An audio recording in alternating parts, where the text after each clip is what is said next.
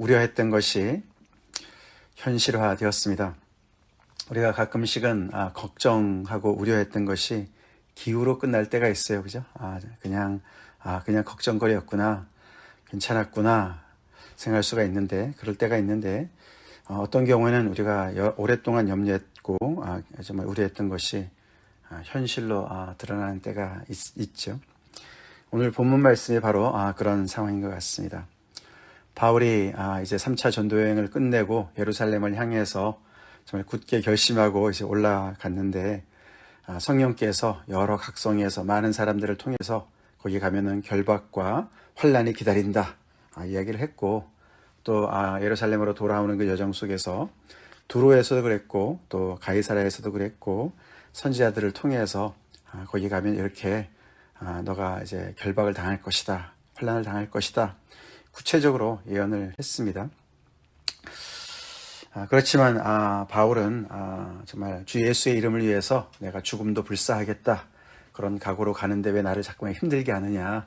그래서 결국은 이제 가게 됐는데, 오늘 이제 그 모든 예언이 현실화되었습니다. 그가 그 성전에서 그 무리들한테 붙잡혀서 정말 너무나 엄청나게 이제 그렇게 몰매를 맞고 집단 폭행을 당하고 이제 거의 정말 죽을 뻔하지 않았습니까? 그런 상황에 있는 그 바울을 우리가 오늘 묵상합니다. 예루살렘에 왔을 때 교회 리더들이, 장로들이, 또 야고보가 그를 반갑게 맞이하고, 또 바울이 그동안에 있었던 또 선교의 그런 여러 가지 그 보고를 하면서 하나님께 영광을 돌리고 함께 기뻐했지만, 그들 마음속에 계속 그 근심 걱정이 있었습니다. 그렇죠?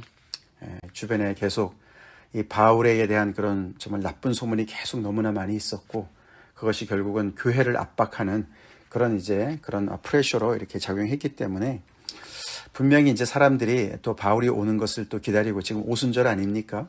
그래서 분명히 이제 이번에는 큰 사단이 날 것 같은 그런 불안감 속에서 그들이 제안한 것이 오히려 그것이 화근이 되었습니다. 그렇죠? 그 장로들이 너가 여전히 그런 정말 유대인으로서 또 우리 정말 그런 조상들의 그 신앙을 또 전통을 너가 정말 존중하고 그렇게 정말 하나님 앞에 온전히 너가 유대인인 것을 증명해라. 그러면서 나시린으로서 지금 서원에서 그 예배를 드리고 있는, 기도를 하고 있는 4명을 통해서 바울도 함께 끼어서 그들에게, 그렇죠? 그들의 그 모든 비용을 대고 그들에게 결례를 다 마칠 때 바울도 함께 해서 그런 나시린의 서원에 동참해서 자기 자신도 자기를 정말 이렇게 정결케 하는 그 예식을 행하라고. 그러면 사람들이 우리가 바울에 대해서 오해를 했구나. 바울이 완전히 우리 민족의 반역자고 우리 모든 그 유대교를 정말 이렇게 완전히 그냥 헌신짝처럼 버린 줄 알았는데 그게 아니었구나. 오해였구나. 그렇게 생각할 거다. 굉장히 순진한 생각이었습니다. 그렇죠? 근데 바울은 그런 이야기를 정말 이렇게 진심을 담아서 간곡하게 이야기하는 그 교회 리더들의 말을 들었습니다.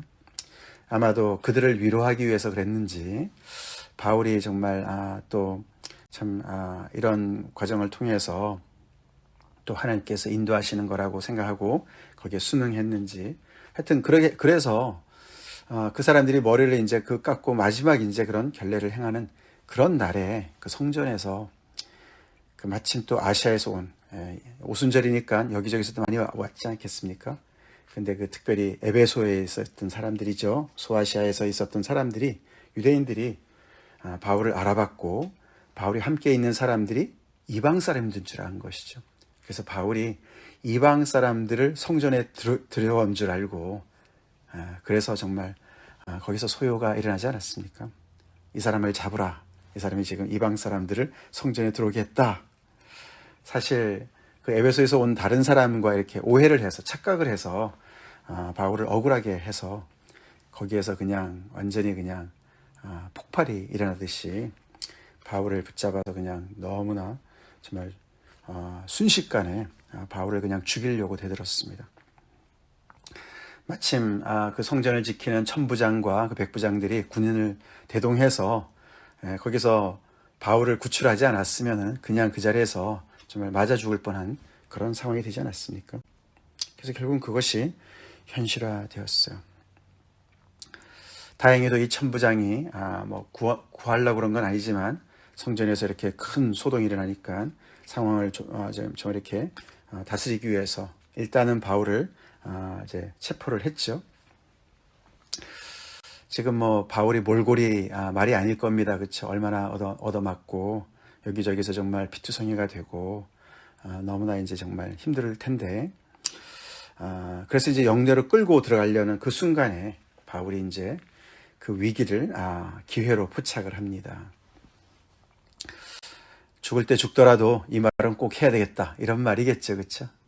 그래서 오히려 바울은 정말 이 위험한 이 순간을 통해서 안 그러면은 얻을 수 없는 그런 좋은 기회를 잡아서 그들한테 이제 자기 자신을 변명하면서 복음을 전합니다. 그게 오늘 이제 나오는 본문이죠. 천부장한테 헬라말로 얘기를 했습니다. 그랬더니 내가 좀 얘기할 수 있겠느냐? 너가 헬라말을 아느냐? 그 사람은 또 어떻게 오해를 했습니까? 바울을 이렇게 사람들이 그를 죽이려고 하는 걸 보면서 그가 조금 얼마 전에 약 3년 전에 있었던 그런 그 소요 사태의 주범인 줄 알았어요. 그렇죠? 애굽인으로 알았습니다. 자객 4,000명을 이끌고 와서 정말 그 소요를 일으키고 도망을 친 그 주동자가 아니냐라고 생각했는데 아니라고. 나는 정말 그런 변방의 사람이 아니라 나는 큰 다소의 시민이다. 그러면서 내가 이 백성들한테 나는 유대인이고 내 백성들한테 말할 수 있도록 해달라. 이렇게 허락을 받아서 층대 위에서 이제 막 거기 성전 바로 옆에 있는 안토니아라는 그 요새로 끌고 가기 직전에 거기서 이렇게 기회를 얻어서 높은 데서 백성들을 향해서 이제 말을 하기 시작합니다. 히브리 말로, 아람어죠. 아람 말로 얘기를 하니까 그 사람들이 조용히 이제 듣습니다. 시작이 부형들아 이렇게 시작하죠. 부형들아 내 말을 들으라. 누구의 이야기가 생각나십니까? 부형들아 내 말을 들으소서. 스데반의 이야기가 생각나죠? 스데반. 산헤드린 공회에서 붙잡혀서 그렇죠? 거기서 신문을 받았던 그 스데반. 그때 정말 그도 변명을 하죠. 결국은 복음을 전합니다. 그 자리에 있었던 바울 아닙니까? 그죠? 사울. 그래서 그의 죽음을 마땅히 여겼던 그 사울이었는데 오늘 똑같은 그런 위치에서 지금은 자기가 당하는 입장에서 아마 그 자리에서 스데반을 떠올렸는지도 모르겠어요. 그렇죠? 이러다가 정말 이러다가 죽겠구나 생각했겠죠.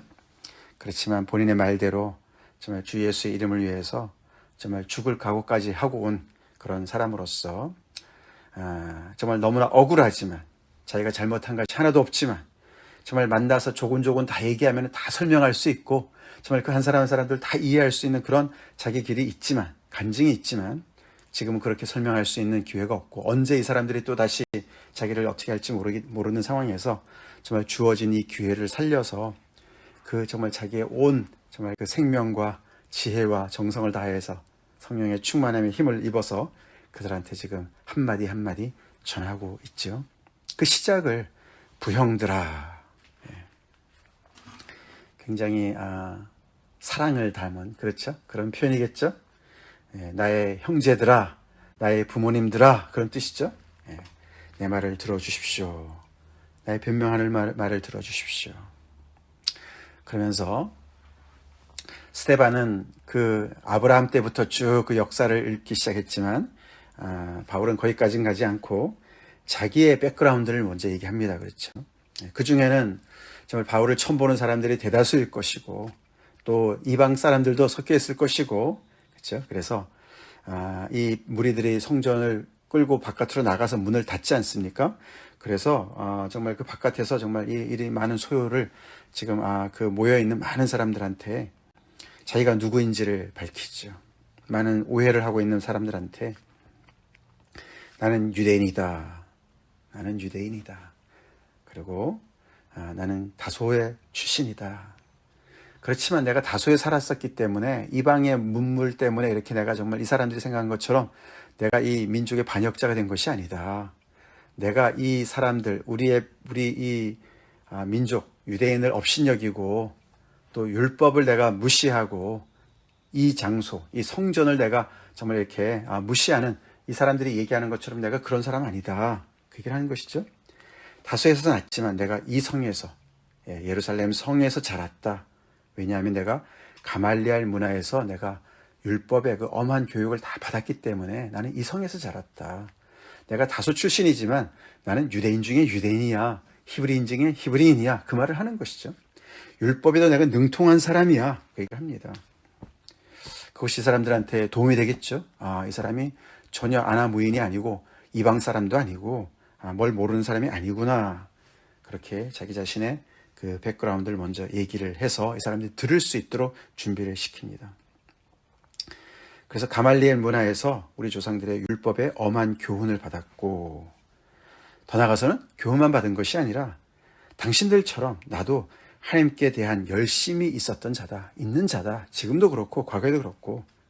그래서 내가 그 열심으로 한때 이 돌을 박해했다.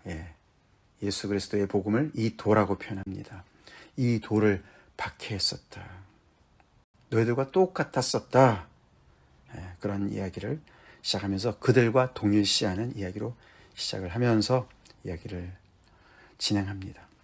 그 다음에는 우리가 아는 이야기들이죠. 앞에 9장부터 쭉 사울의 등장부터 봤을 때 그 이야기를 우리가 아는 이야기지만 모르는 그 사람들한테, 대부분의 사람들한테 그는 자초지종으로 설명을 합니다. 결국 그러면서 그들의 오해를 풀어줘야 될 것 같은데, 그러면 그쵸, 내가 이렇게 지금 하는 거 보지 않느냐, 내가 지금 나시린의 서원을 하는 중에 있었고 내가 이만큼 정말 유대인의 그런 결례를 내가 지금 진행하고 있어, 뭐 이런 말을 해야 될 것 같은데 그런 얘기는 안 합니다. 그렇죠?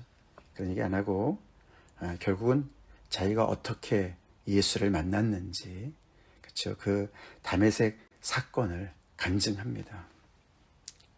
그래서 그것을 이야기하기 위해서 내가 이 돌을 박히해서 얼마나 내가 앞장서서 사람들을 정말 죽음에까지 넘겨주고 결박해서 옥에 가두고, 그것도 모자라서 내가 정말 대제사장의 공문을 받아서 다메섹까지 올라가서 그들을 붙잡으려고 했던 그런 사람이었다. 그런 와중에 다메섹에서 내가 큰 빛을 만났고 소리를 들었는데 그것을 통해서 내가 나사렛 예수를 만나게 되었다. 큰 빛으로 나는 시력을 잃었지만 나는 영적인 눈이 띄어져서 결국은 이렇게 변한 것이다 라고 설명을 하는 그 중간에서 오늘 본문이 끝났습니다. 지금 현재 바울은 유대인입니까? 유대인이죠. 그렇지만 그는 더 이상 옛날의 유대인이 아니죠. 그래서 이 모든 사람들과 똑같은 모습의 그 유대인이 아닙니다. 그는 이제는 유대인이지만 그는 또 이방인들 속에서도 이방인들처럼 정말 그 복음의 사람이 되었습니다. 그는 유대인을 넘어서서 복음의 사람이 되었습니다. 그래서 좀 우리가 이렇게 표현할 수 있을 것 같아요. 바울은 정말 앞서도 한참 앞서간 사람이죠. 그 당시 유대인들에 비해서 앞서도 한참 앞서간 사람입니다. 그 이유는 바울이 정말 굉장히 이렇게 트인 사람이라서가 아니라 복음 때문이었습니다. 복음이 그렇게 한참 앞서가지 않았습니까? 예수님이 한참 앞서가지 않으셨습니까? 그렇죠. 아무도 몰랐을 때에 예수께서 정말 죄인의 친구로 오셨고, 정말 하나님의 어린 양으로서 모든 죄를 정말 지시고 그 모든 백성들의 그 정말 원성과 오해를 다 받으시고 화목제물이 되신 그 예수님. 그래서 예수 안에 들어가면, 예수만 믿으면 유대인도 헬라인도 다 하나님의 복음의 사람으로 변하는 그 앞서가신 예수님을 닮아서 그렇게 바울이 이렇게 앞서간 사람이 되었습니다. 그렇죠? 거기에 비해서 유대인들은 얼마나 뒤처져 있는지. 사실은 이 교회가, 예루살렘 교회가, 야고보와 그 장로들이 걱정했던 사람들이 예수 믿는 사람 중에서도 율법에 열심히 있는 수만 명의 사람들 때문에 걱정했습니다. 예루살렘 교회의 성도들 때문에 걱정한 거예요. 그들은 여전히 이 정말 율법의 어떤 그 준수 때문에, 특별히 할례의 문제 때문에 거기에 꽉 메어가지고 거기에 자기들은 정말 이렇게 믿어야 된다고 생각한 건데, 예수를 이렇게 믿어야 된다고 생각한 건데, 바울이 전하는 복음이 완전히 반대로 가는 것처럼, 그래서 할례도 못 받게 하는 것으로 오해를 하고 말이죠. 그래서 율법을 완전히 무시하고 모세를 무시하는 것으로 그렇게 생각하지 않았습니까? 복음을 믿는 사람 중에서도 그렇게 여전히 뒤처져 있는 그런 사람들, 유대인들이 많이 있었던 것이죠. 그것 때문에 이 교회, 예루살렘 교회 그 지도자들이 걱정한 것이에요. 그만큼 이제 이 율법의 그 틀 속에서 정말 벗어나서 완전히 이 복음이 그들을 자유케 하는 그 자유를 누리는 데는 엄청나게 시간이 오래 걸렸고, 결국은 거기서 못 벗어나온 사람들이 정말 부지기수겠죠. 근데 거기에 반해서 바울은 이렇게 다메섹 도상에서의 이 사건을 통해서 정말 깊이 그 복음을 깊이 깨닫고 정말 자유를 누리는 사람이 되었어요. 그렇죠? 그래서 그가 정말 이 예루살렘을 떠나서 그 선교 지역에서 얼마나 많은 시간을 보냈습니까? 그때 얼마나 이방인들하고 얼마나 정말 형제지간으로, 형제자매지간으로, 그렇죠? 그렇게 얼마나 정말 많은 시간을 보내고, 이제는 그 안에서는 정말 유대인도 이방인도 구별 없이 그리스도 안에서 온전히 하나 된 그 복음의 그 정말 첨단을 걸었던 그 바울이 아니겠습니까? 그런 바울이에요. 그렇죠? 그런 영적인 상태에서 이 예루살렘에 왔는데, 예루살렘에 여전히, 그렇죠, 그런 기운이 꽉 차 있는 그 장소였습니다. 그러니 바울이 정말 이렇게 엄청난 박해를 받을 수밖에 없는 상황이죠. 아까 읽어드린 요한복음 1장 말씀이 떠오릅니다. 그렇죠? 참 빛이 오셔서 그 자기 땅에 오셔서 비쳤는데 오히려 그 자기 땅에 있는 사람들이 그를 박해합니다. 그래서 이 유대인들이, 그 당시 유대인들이 얼마나 이 율법을 앞세워서 그 정말 전통에 쩌들어서 얼마나 하나님의 진도에 정말 못 따라가고 그 뒤처져 있는가, 그걸 정말 우리가 환히 볼 수가 있지 않습니까? 그런 면에서 봤을 때 마치 우리가 이 예루살렘에 있는 사람들은 보수 진영이고 바울은 진보다, 우리 정치할 때 말이죠, 보수 진보의 싸움이 아닙니다. 이건 그렇죠? 아닙니다. 그런 뜻에서 또 우리가 생각해 볼 때 정말 우리가 복음의 그 순수함, 그 순전한 복음을 믿는 것보다 더 진보는 없습니다. 그렇죠? 복음이 진보예요. 복음만큼 레디컬한 것이 없습니다. 세상의 그 어떤 사상도 따라갈 수 없는 그런 엄청난, 정말 그 뿌리채 뒤집어 엎는 그것이 복음인 줄로 믿습니다. 그 복음의 사람이 된 것이에요. 그러나 그는 유대인이었습니다. 그래서 이런 정말 나시린의 결례까지도 자기도 거기에 같이 가세해서 그들의 비용을 지불하면서 함께 거기서 그들의 결례에 동참하는 그런 일들을 또 하지 않습니까? 그래서 그의 말대로 유대인에게는 유대인에게처럼, 이방인에게는 이방인에게처럼, 그렇게 해서 한 사람이라도, 몇 사람이라도 그리스도께 인도하려고 하는 그런 바울의 그 자유로움을 우리가 엿볼 수가 있습니다. 그것이 우리가 믿는 복음이죠? 복음입니다.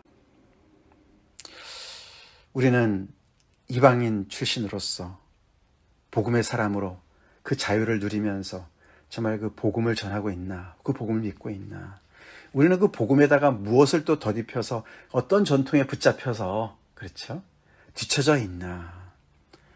우리 복음의 진도를 맞춰서 나갑시다. 복음을 따라서 정말 가장 진보적인 삶을 사는 그런 정말 그 레디컬한 삶을 삽시다.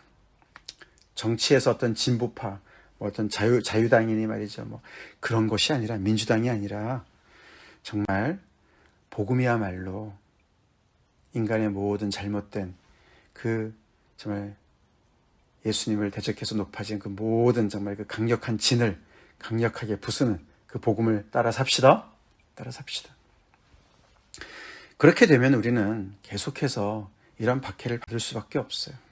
이런저런 문화의 틀, 장벽을, 그렇죠? 이 사회가, 정말 이 시대가 만들어 놓은 그런 틀 속에서 계속 우리는 정죄당할 수밖에 없습니다. 그래서 우리는 계속해서 복음 안에서 우리는 성장해야 될 줄 믿습니다.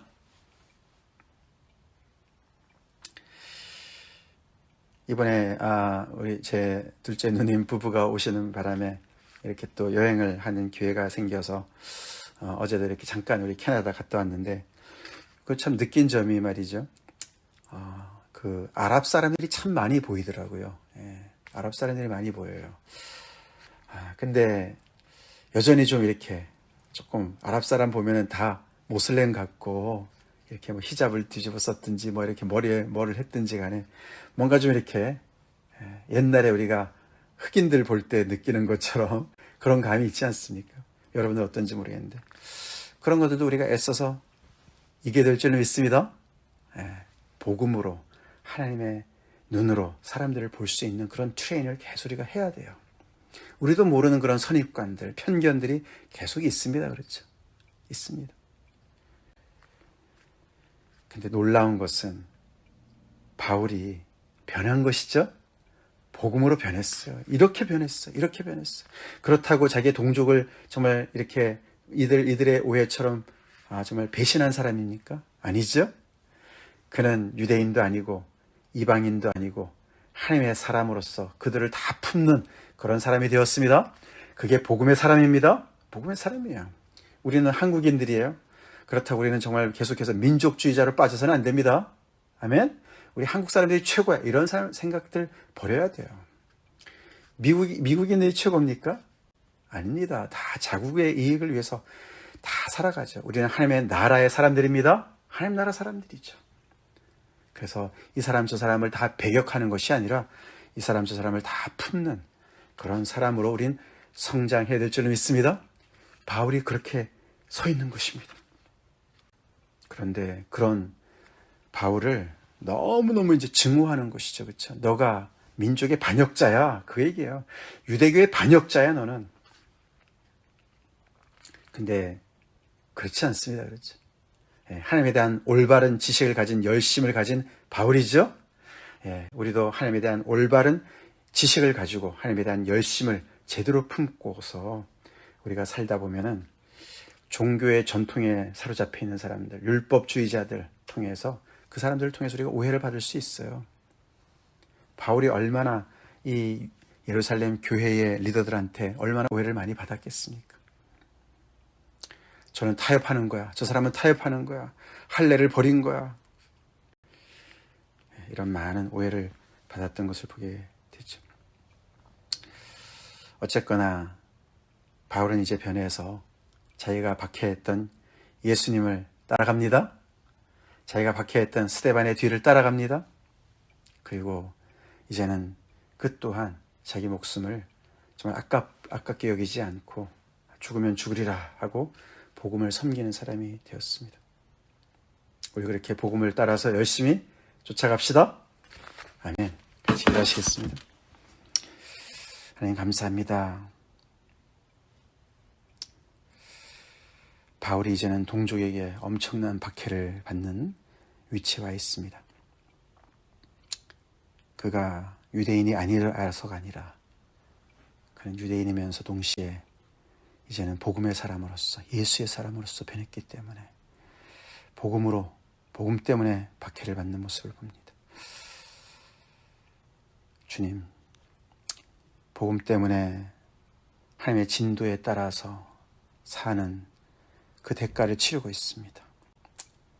저희도 아버지 그렇게 복음의 사람들로 날마다 변화시켜 주시고 그것 때문에 오는 어려움이 있다 할지라도 주님이 주시는 능력으로 감당하며 늘 복음의 진도에 맞춰 살아가는 저희가 되게 도와주시옵소서. 우리는 어떤 아버지 틀에 쌓여 있습니까? 어떤 편견에 쌓여 있습니까? 어떤 전통을 붙잡고 복음을 외면하고 있지는 않습니까? 주님, 오직 예수님만이, 오직 예수님의 십자가만이 아버지 하나님의 구원의 길인 것을 아버지 우리의 삶 속에서 늘 증거하고 예수님만을 증거하고 그 복음의 순전함에 그 놀라운 폭발력으로 살아가게 하시고 그 순전한 복음을 따라갈 뿐만 아니라 그 복음을 증거하는 저희들의 삶이 되게 하여 주시옵소서. 그런 교회가 되게 하여 주시옵소서. 아버지 이것저것 더덕더덕 붙여서 복음의 능력을 상실한 그런 교회가 되지 않게 하시고 저희가 되지 않도록 주님 오늘도 인도하여 주시옵소서. 예수님 이름 받들어 간절히 기도 올려옵나이다.